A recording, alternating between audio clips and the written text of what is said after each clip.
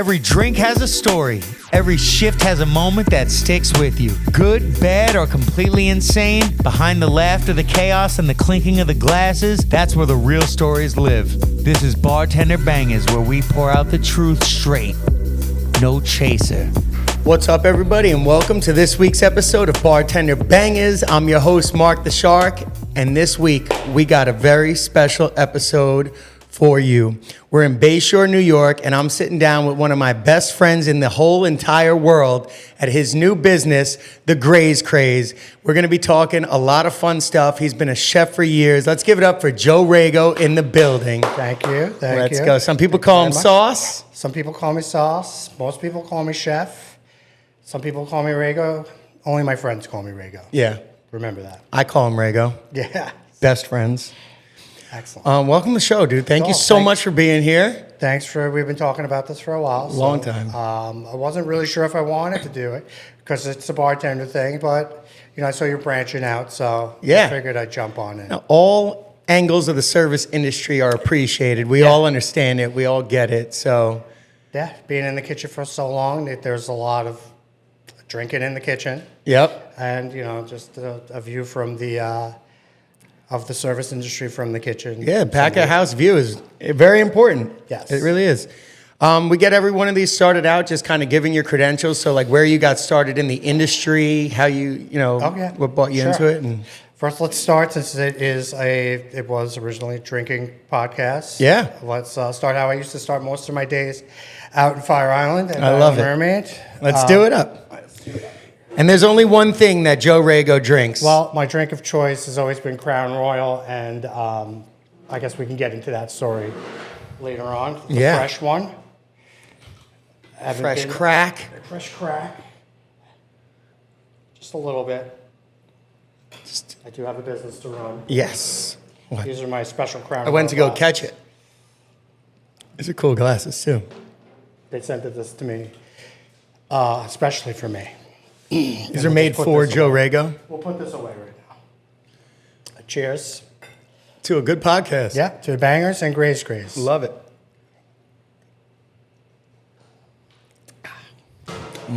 It's good. Just as good as it always is. Very good. That's a good bottle. It is. It's nice. So where it all started. So my family always was cooking. My mom, my grandfather, I believe he was a baker back in the day. And my mom was, a lot of my early memories are running around the kitchens at my grandfather's sister's house, or my mom's aunt. Like, I remember when they had all the pots in the kitchen and stuff, and I'd be poking in there. They'd have the meatballs already done. I kind of grab one and get yelled at. Yep. Get out of there. So it was kind of like always there for me. And I always cooked my meals growing up and stuff. But I did graduate high school and went to school. I thought I was going to be a baseball player for a while, and that didn't work out. I thought I was going to be a rock star because graduated school in 94, high school in 94. So big into Garage Pearl Jam's my favorite. Yes. Band, a lot of people know that.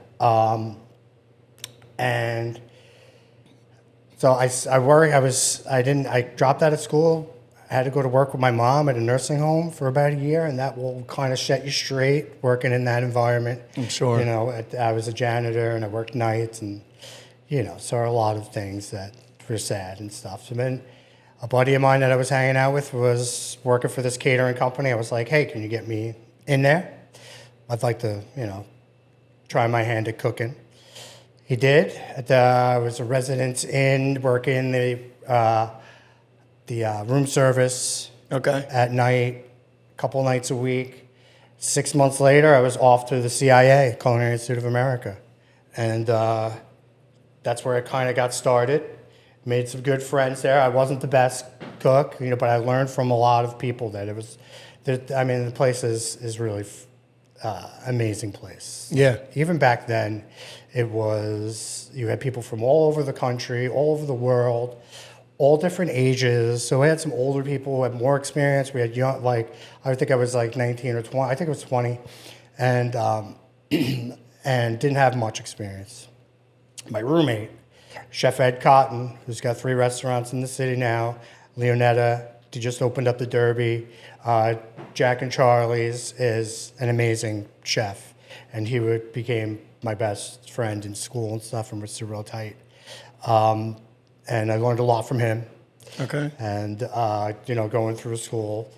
And I was kind of more of like, just being from Long Island and kind of being from New York, kind of my personality shined through more, and I became more of like everybody's kind of friend that everybody respected, and they have group leaders there, so I became the group leader there, and that's kind of from there always kind of been my strength in cooking, like more of a leader, organization, and just efficiency, really. So As long as I've known you, you've always been the team leader. Yeah. No matter where you're at, like. I try to be, it's important. And then from there, so the way that I picked my job there was they had a database. And so but this was back in 98. So like it was like the green letters on the computer, the old big computers. Okay. And you just said like all the restaurants in the city, whatever state, had registered at the CIA, and I just went through it, and I didn't really know much about, all the restaurants in the city, and I just picked this one restaurant. It was called Nation, and it was on 45th between 5th and 6th, and I picked it because I liked the name. Yep. So I went in there, and went for my, to meet with the chef and stuff, and took the job. And so it turns out the chef there, this guy Dave, he was first-time chef, but he was the grill chef for years at the Mermaid. The food runner was a guy that I graduated high school with, who was also a food runner at the Island Mermaid. One of the waiters was John Gervais, who was a waiter and general manager at the Mermaid. We spoke about him in the last episode. Bartender Vinny Radwinski, big famous movie star. Yes. We've all seen him. Yes. And another bartender, Kyle, was there. And it's crazy because of that connection with Fire Island. And that many people? I had no idea. Yeah, it was wild. That's wild, yeah. It was really wild. And so they kind of so that during that summer, during that winter, they were like, oh, you should come to Fire Island. But that summer of 99, I backpacked across Europe with my buddies. And for 2 months, we went to 20 different cities, 13 different countries, and just took the train everywhere, backpack, ate at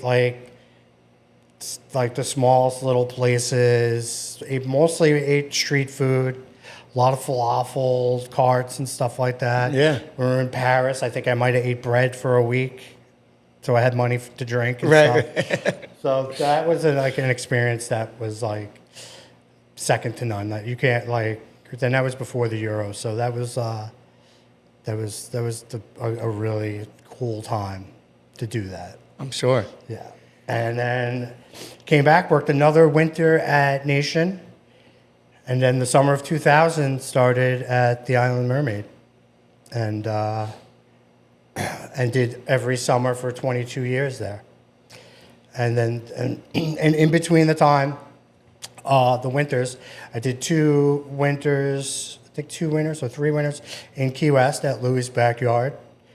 Okay. Fire Island, Key West. Fire Island, Key West was a good time. I'm sure. It was a really good time.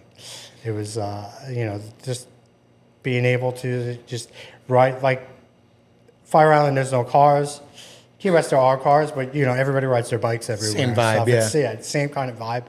A little bit bigger kind of city, but what a beautiful place. And then I worked in the city. I did a little time for Tom Colicchio at Kraft for about 6 months, which was an eye-opening experience. I took every job that kind of intimidated me, that I wasn't sure if I could really do. You're not growing unless you're a little bit intimidated, unless you're uncomfortable. That's everybody in the industry. That's every job in the industry. And at this time, it was kind of the boom of the Food Network and all the food shows and stuff, and everybody, and really gung ho into it, and I was going to be the next great chef, and possibly on TV and stuff like that. Yep. Had maybe just read Kitchen Confidential. Not sure when, and shout out to Anthony Bourdain for making that movie Tony that's coming out soon. So that was a big influence. And if you read Kitchen Confidential, that's like a lot of cooks and chefs. That's kind of like the lifestyle. It's a good representation of what the lifestyle could be, especially in seasonal places when it's more of a party atmosphere. Yep. Fire Island. Yeah, you're nonstop. The Puerto Ricos, Even going out to Colorado. Yep. Yeah. All the seasonal places. Yep. You're in the height of go, go, go. So when you're going from seasonal to seasonal, you get no downtime. No downtime. And then afterwards, there's a party going on. Yep. And what you don't realize is like when you're a chef, your happy hour is like 11 p.m. to 3 a.m. Yep. And that's how you get caught up in that lifestyle. And your group of friends, I feel like, is bigger because you're seasonal. You're kind of moving around to different groups. So you're not like sick of each other through the year. You're like excited to see each other for a couple months. And then by the end of it, you're like, yeah, you're ready for a can't break. wait to get away from you. People, and then I would say that, from experience, you build up this stack of all friends, acquaintances. And then from that, you get a few real friends that you always see and stuff like that. Right here. Yes, right here. Us. Great example. The dog. The ass. Man. You didn't know? Well, your ass better call somebody. Yep. So 22 years at the Mermaid. Mm-hmm. You're far from done with your career in the food industry. Yeah. What made you decide to leave that? So I just had around 2013, and I started working almost every winter up until 22 at Market Bistro up in Jericho. My buddy Chuck, which is a great restaurant, and I was working there during the winters, and I was like, my son got born, and the COVID and the year after COVID, like the staff kind of changed, and it was all working with young kids, and I kind of was weighing out,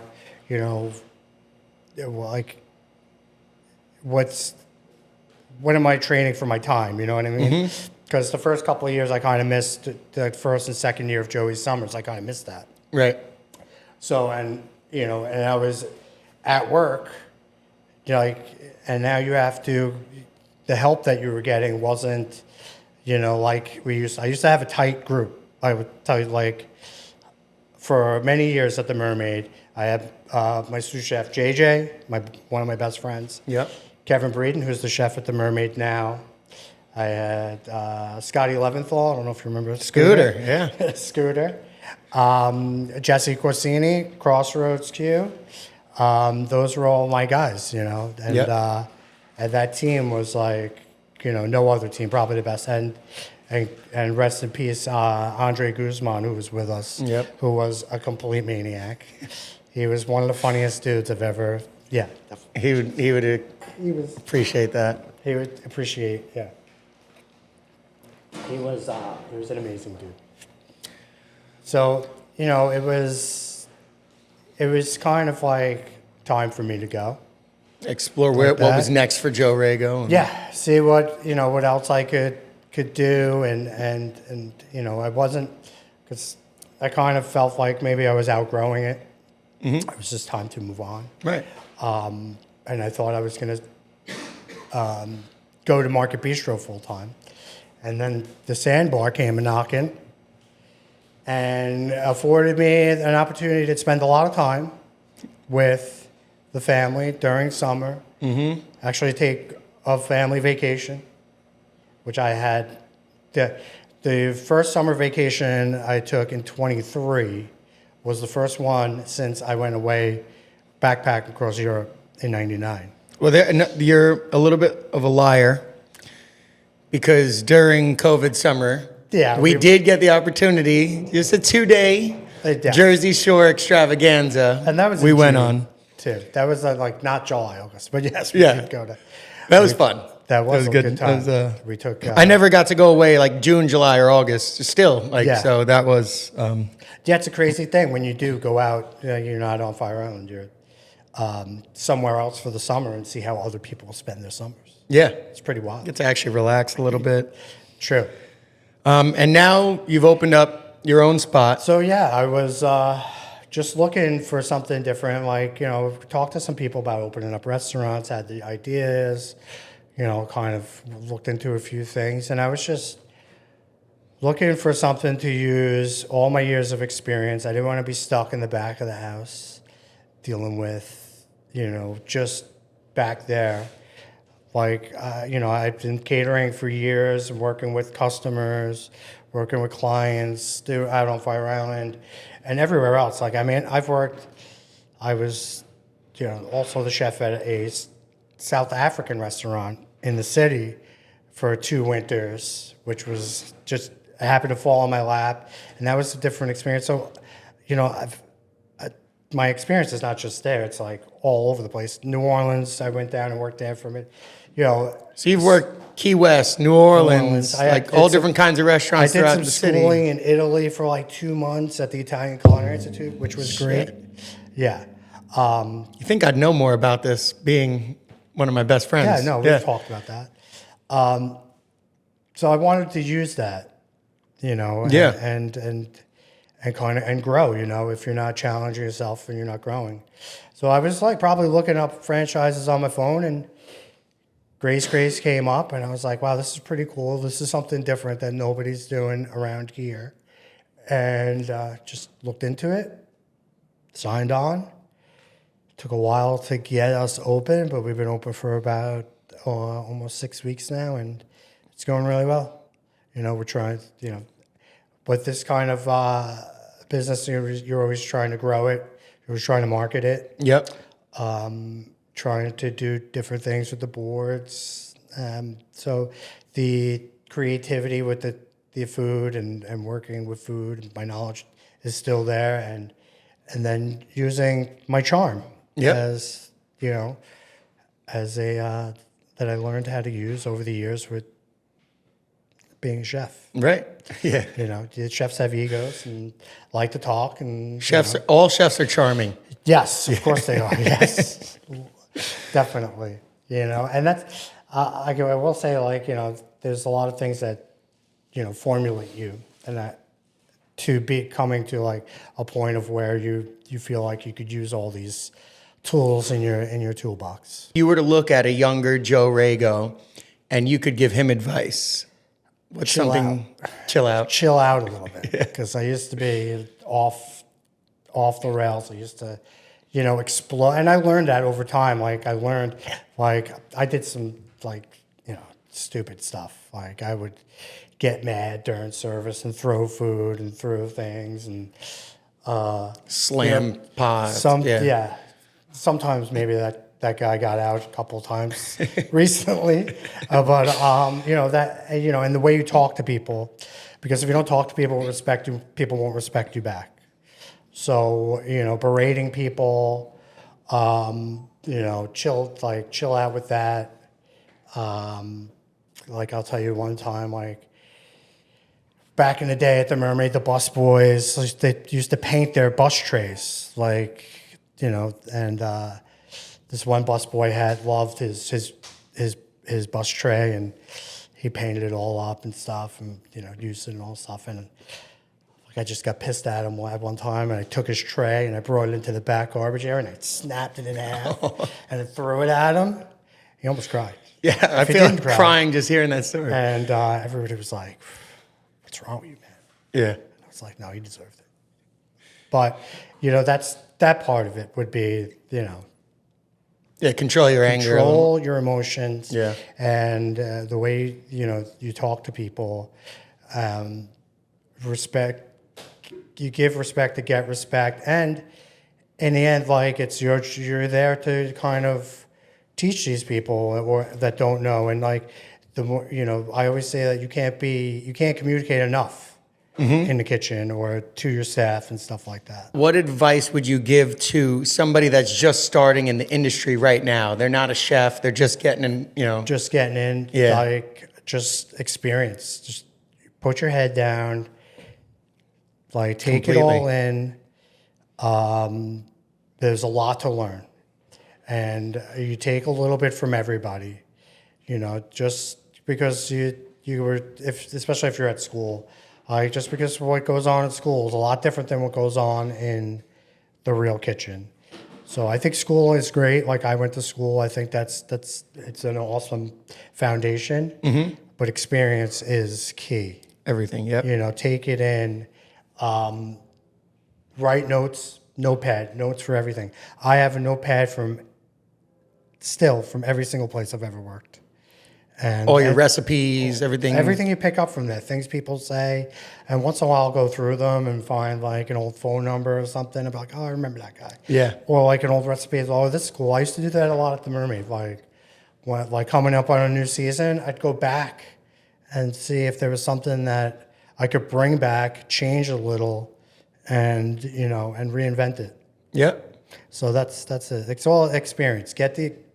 Build up that experience, because it helps you a lot. Work in the back of the house. What's advice you can give to the front of the house in dealing or communicating with the back of the house? Dealing and community, know what you're talking about. Like, know the menu, do the work. Sure. Don't just show up to work every day. Like, I don't know how many, what kind of cheese do we have? You should know all the cheeses. Right. And usually it's all the cheese that are on the menu are the cheeses that we have. It's not like we're holding something off. Right. Not trying to sell it. That's educate yourself on the menu. Educate yourself on, drink service. Educate yourself on how things should be put down at the table. If you're going to be, waiting tables, know how to do it. Yeah. Don't just wing it, Definitely. because it helps both. It helps you understand what's going on in the kitchen. And that's also, I would also say, spend some time in the kitchen, do a running shift, and, to spend, do an expediting shift. Then, it doesn't have to be on the busiest night, or stand next to the expediter. Yeah. Hey, Jeff, could I just stand in the corner of the kitchen and, and see what's going on here? I worked at a restaurant down in South Beach, News Cafe, and to become a waiter, you had to do one shift as a food runner. Yeah. You had to know how it all worked, know how the kitchen worked, and I would say that we did that in the Mermaid when I was there. Yeah, it's great. You had to do a running shift, spend some time in the kitchen, and ask questions. and knowing what's in the kitchen, knowing what's on the menu, knowing how it comes out, that gives you the opportunity to upsell at a table, make more money on your check, bigger tips for you. You can make decisions and not go, well, let me go check. Like, you can make decisions and say, we don't carry that cheese. We don't do that. Right. Or can I, know how to word things, if we don't carry that, but can I offer you this, stuff like that. For sure. What's one of the biggest changes you've seen over the past 2 or 3 decades of being in the industry? There's a million. There's a lot. Yeah. The biggest changes in like staff, or just like in the restaurants? And There's no, whatever, however you feel, however you take that question. that's You could say it in both. You could give a couple. I would say that the education level of servers and stuff, as servers and cooks and stuff, has dropped a little bit. There's less. There's a lot of restaurants on Long Island, and it's very competitive. Definitely. And the turnover is so much because there's so many jobs out there. This is what I believe, is that the field is thin with really good cooks, passionate cooks, and not people just looking to make a paycheck. So I think that's changed. Like, I think, it was easier, not easier, but, you would find more passionate cooks about this industry and where they wanted to go. maybe 15 years ago, and now, and as it's grown, this place, that place, this place, you get just a lot of people who have cooked. They don't really do it for a living, but they need a job. Yeah. And now they're cooking, and so that's one. I think in my view. Yeah.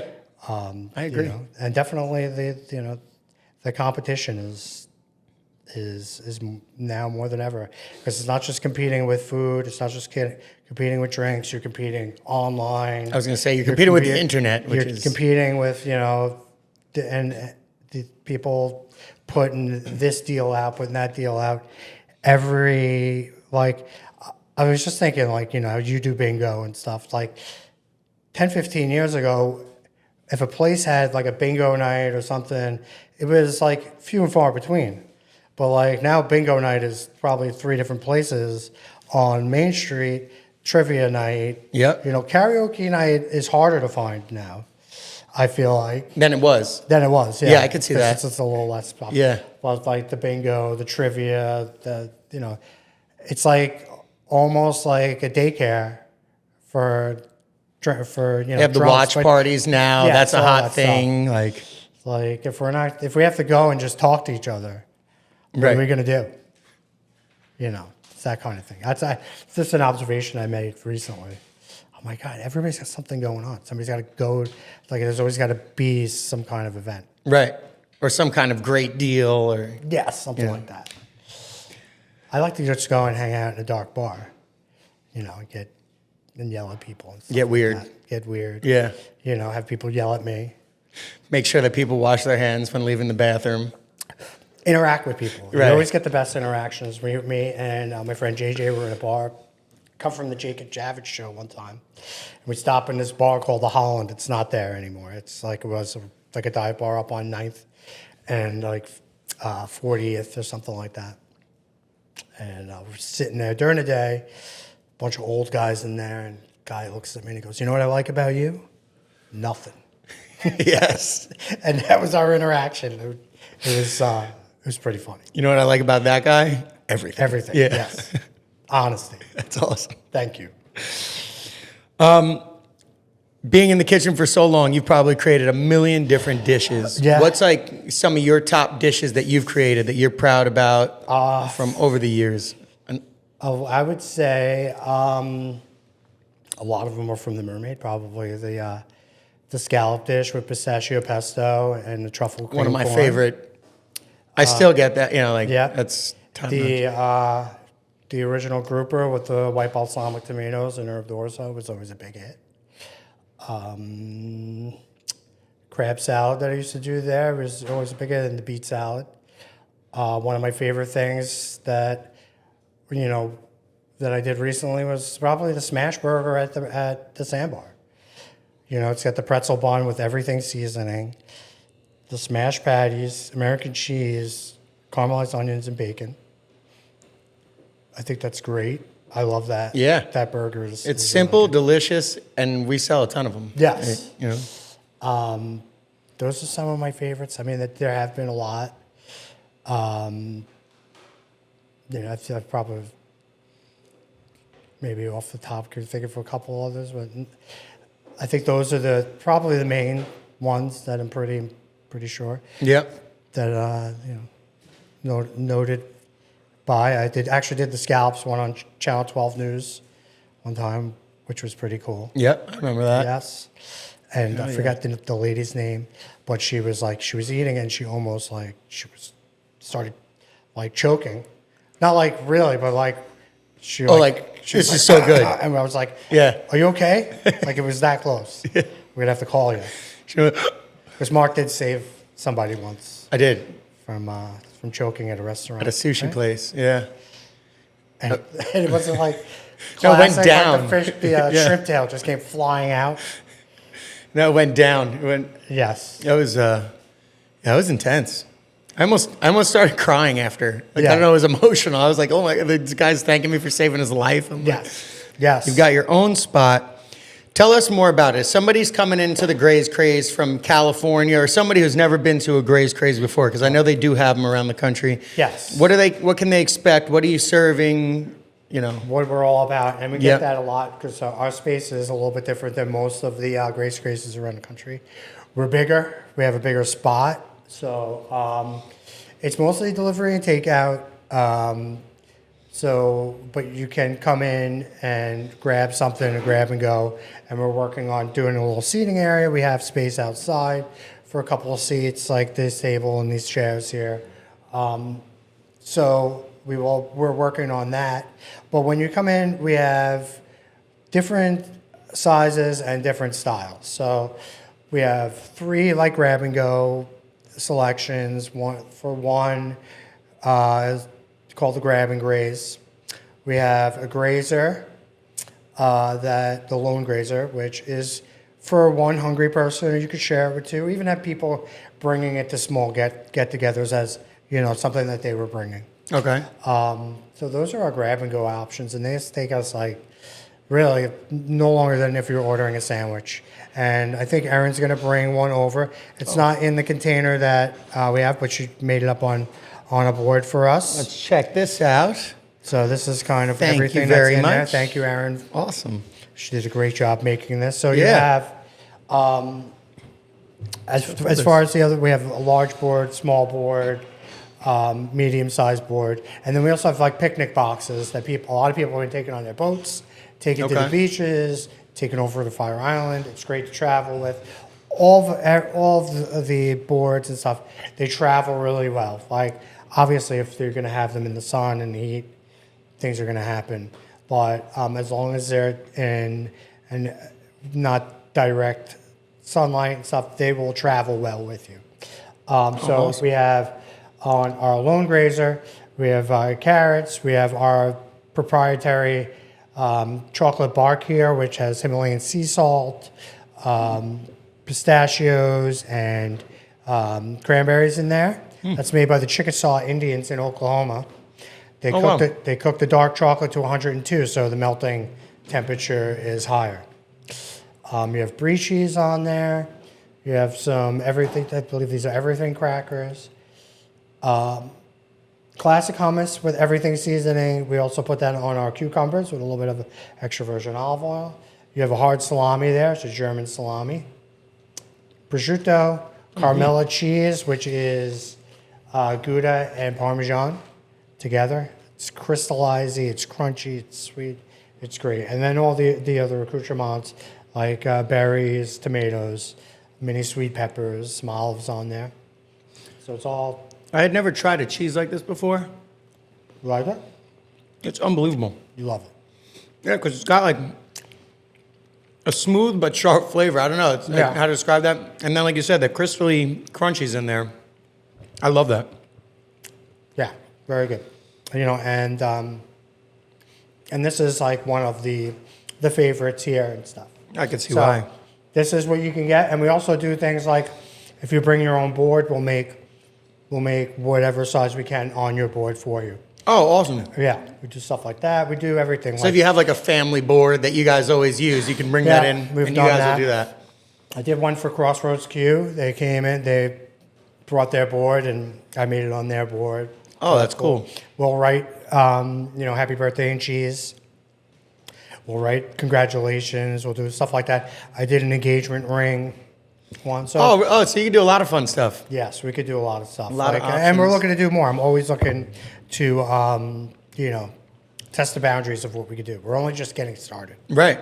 Yeah, so any kind of... And we do sandwich trays too.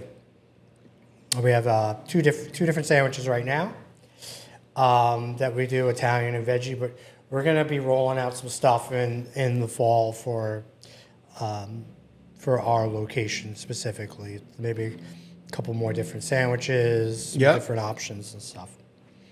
So... Oh, that's cool. It's a very if you exciting guys want thing. to like customize, specialize anything, don't be scared to come in and ask for it. Just ask. Yeah. I like to say that, and I've always said this, like, getting back into like the kitchen stuff is like, as far as like substitutions, stuff like that, modifications. If you're clear on what they are, what you could do and what you can't do, I'm under like the theory of, if I think I'm the best, then I could do anything. Yeah. Why can't we add chicken to a salad, at night, or like here, or, change up a cheese if it's a cheese that we carry. Yep. Or something. If it's a different kind of like upgrade, or somebody's asking for steak on their thing, then, charge them, make money. Yeah. The word, that I don't like to say I can't do anything. That's just not what I like to do. And like we've kind of said from the beginning of this, is like, you're not growing if you're not challenging yourself. Yes, so exactly. Doing those different things, you're challenging, you're learning new things. Yeah, I think a lot of chefs and stuff get caught up in, it's not about you. It's about the customers, really. For sure. It's not like, I think a lot of people that gets in their way. Are like, oh no, we don't do that. Why not? Yeah. A little bit of an ego. Yeah. You've had to do a lot of hiring and firing, Yes. being the chef, being the owner. What's the craziest thing you've had to or you've seen somebody get fired for? Get fired for? I've had some ridiculous things. You can tell more than one. If you Yes. got a couple, you need to. I don't know if I've ever fired somebody for the one specific thing, but it's it's always a combination of things that are just really just kind of dumb. Yeah. People disappearing, people thinking that they could kind of take whatever they want. Stealing is one of the things you caught. Some guys taking steaks out of the walk-in, Trying to take them home. taking them home, and catching them with it. Yeah. Stuff like that. Just finding it. And I'm guilty of this, but I know when to do things and when not to do things. Finding them somewhere else when they should be in the kitchen, at a different bar. Yeah. or across town. Yeah. What are you doing? You're supposed to be here. What the hell's going on? Have you ever been fired? Have I ever been fired? It's a good sign that you have to think so hard about it. No, I haven't been fired. I was thinking, there was one place that I was consulting for in the city, and I told the guy, they weren't paying me, so I was like, listen, I'm not working unless I get paid. He said, well, you're not working here anymore. I'm like, yeah, but I got to get paid still. Yeah. There's a lot of that in the restaurant business, but no, I've never been fired. You had to step out. Yes. If you're interviewing somebody coming in for a job, what's the biggest green flag? And then on the other side of that, what's the biggest red flag that you could say they're hired or they're not getting the job here? So, a red flag is always a lot of jobs, a very big resume, but you have to look at it in context if they're older or whatever.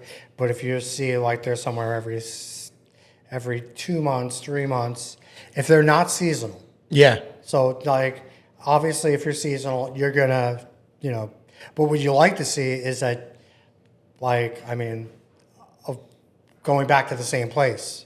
Right, that they wanted you back. Years, yeah. So, you're steady that way. But if you see if they've worked at every place in town, there's a lot of those guys out that have worked in Bayshore or Long Line. Every you're known to the chefs. So that's definitely a red flag. And then the green flag is when you see somebody with longevity at places,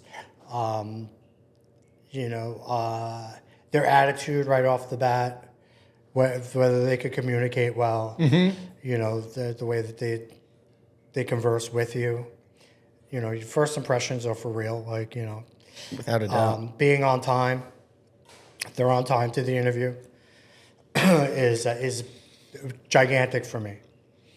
Being on time is probably rule number one for me. Being late is just I don't. I have, you know, if you're a young chef and you live close, why you should be here Early. at least 15 minutes early.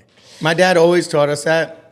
Yeah. Even just aim to be 3 minutes early. It's better than being 3 minutes late. Yeah, you're Like, you know, like, people don't understand. Like, your shift is from 10 to 3. That means you start working at 10. Now I walk through the door and be like, oh God, I had to get a coffee. This didn't work. You know, I couldn't Let me find eat my breakfast. I couldn't find my shoe. I don't know. I didn't know where I was when I woke up. I've heard that. I've said that. I've but it's experienced definitely that. not acceptable. Yeah. I'm going to give you a couple things, either say fired or hired. Okay. Right? So somebody who's always late, Oh, fired. basically. You could ask some of them too. Fired Oh, for people. being always late. Yeah, I mean, as you should. Somebody who's an incredible cook, but a bad teammate. Well, you hire them and you talk to them. You have to communicate to people that, like, you know, and right away. Like, you can't let things go on. Right. Like, if there's a problem, nip it in the bud.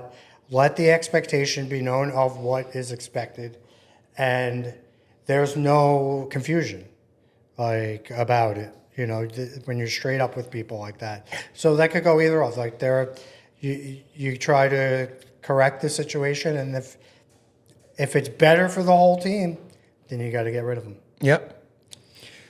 Someone who makes a lot of mistakes, but owns up to them immediately. It's hard and it depends. You know, mistakes. When you say that, I feel like cooking mistakes can be corrected. You know, then there's the mistakes that, like, you know, that are you address and they keep happening. Then it's not a mistake anymore. Yep. Someone who's an average cook, but has a great attitude in the kitchen. Oh, hired. Hired. Yeah, You'll teach them. because people could always get better.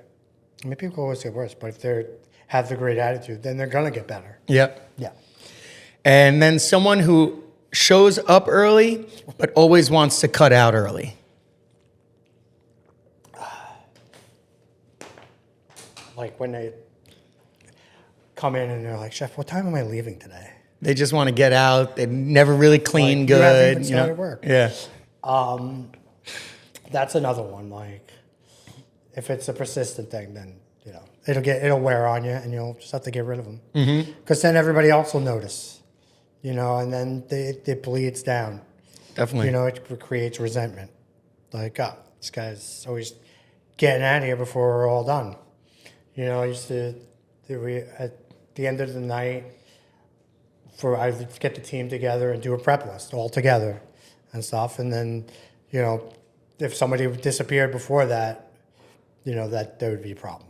Yeah, for sure. And what's your feeling on open kitchens? Open kitchens are cool. They're great. You know, they keep people in check. I feel like there's a certainty to it. There's a level of confidence that you show when you have an open kitchen like that, and it's a show. You know, it's an opportunity to showcase what goes on.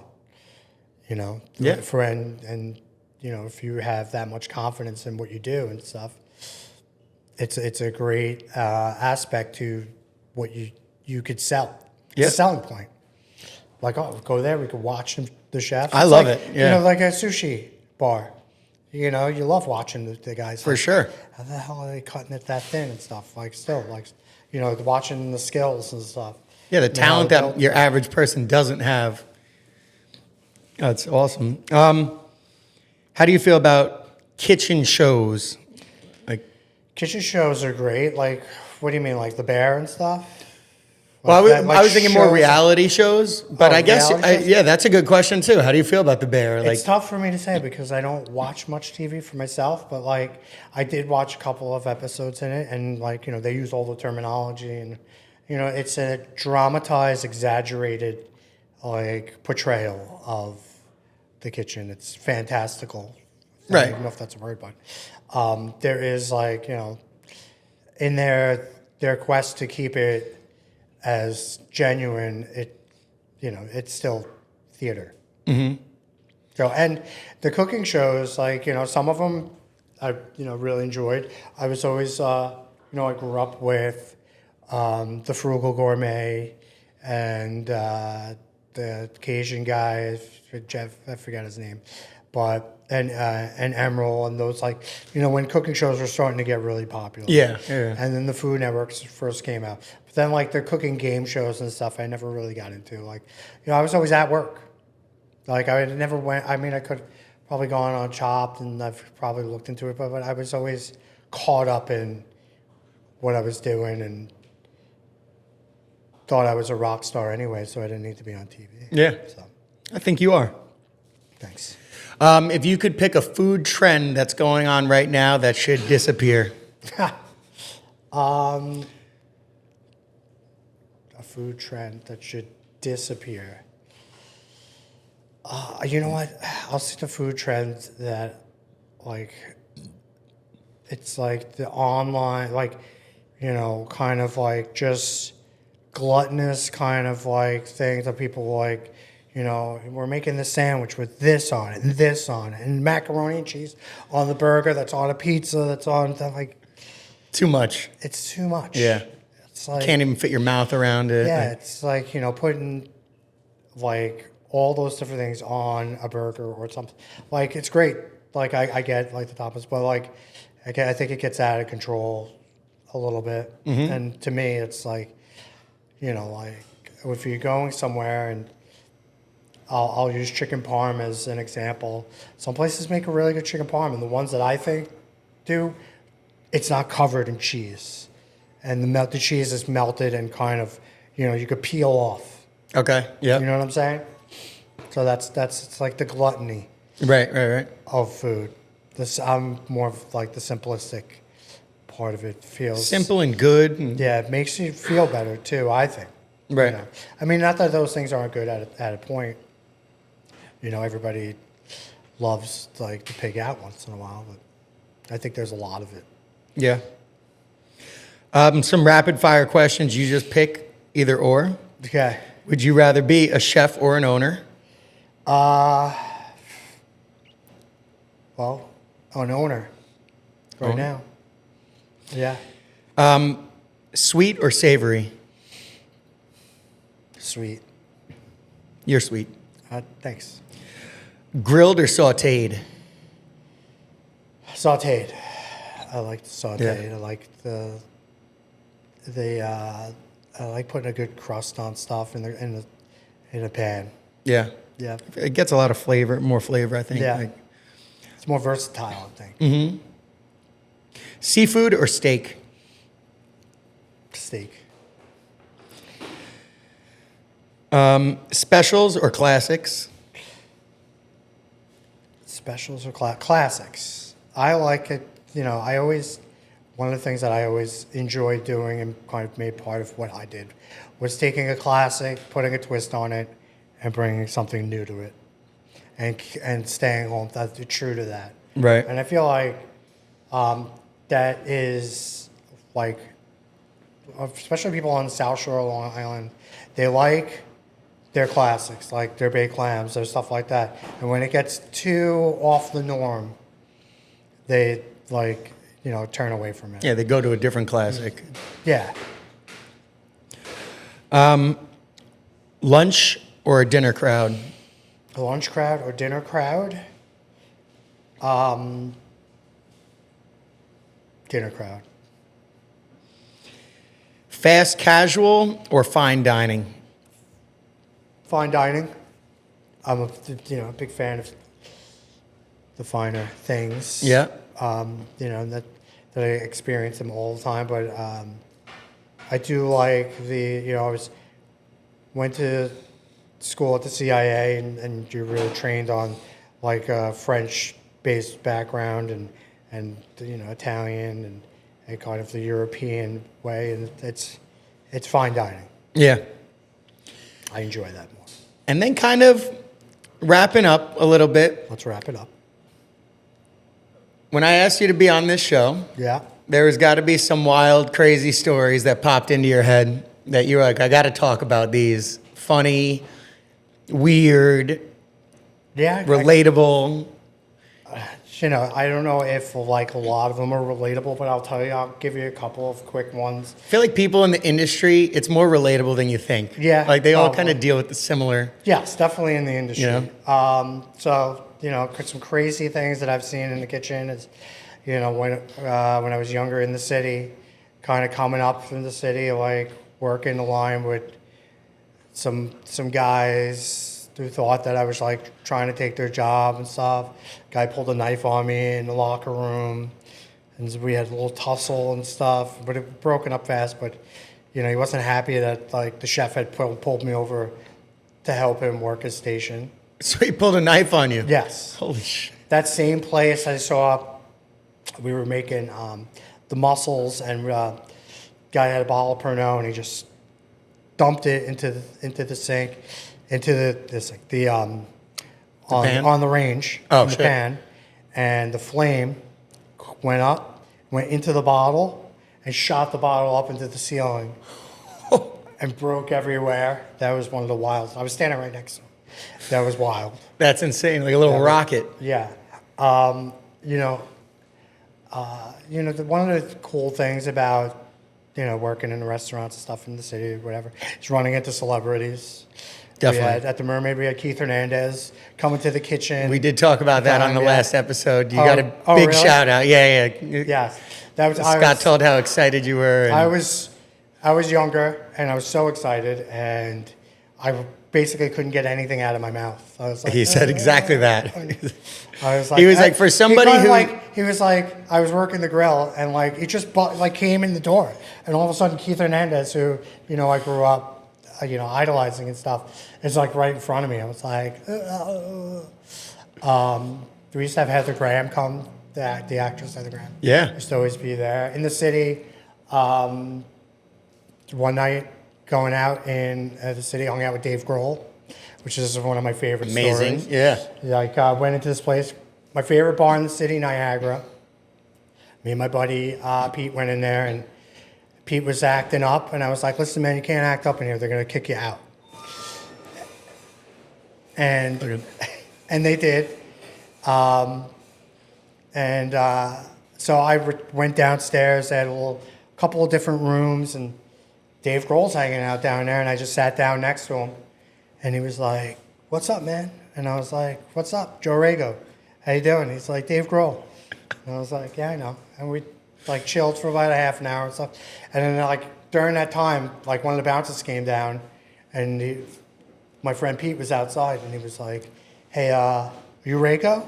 And I was like, yeah. He's like, there's a Pete outside looking for you. I'm like, I don't know any Pete. And I was like, go back to talking to Pete. So that was pretty cool. So that's one of those stories. And then there's stupid stuff. Like I had one day, I'm like, we're getting set up in the kitchen, and I'm like, hey, loosen up that one of the runners, loosen up that cocktail sauce with a little bit of water.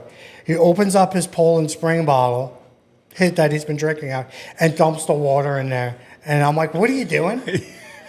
Are you kidding me? That was one of the dumbest things I've seen. Nobody taught him. We've done crazy things in the kitchen. We did, a lot of drinking in the kitchen. Yeah. There was one night we set up we were at the beach because we were mad that we didn't get to go to the beach. I had a cooler. We had beach chairs. And this was me, Kevin, and Jesse. And we had sunglasses on, and we were pretending we were cooking, and we had a cooler of beers. And right. that was a good night. We've had people come through the kitchen and had them do crazy things, throw cornstarch at them and powder them up. Yeah. Chafing.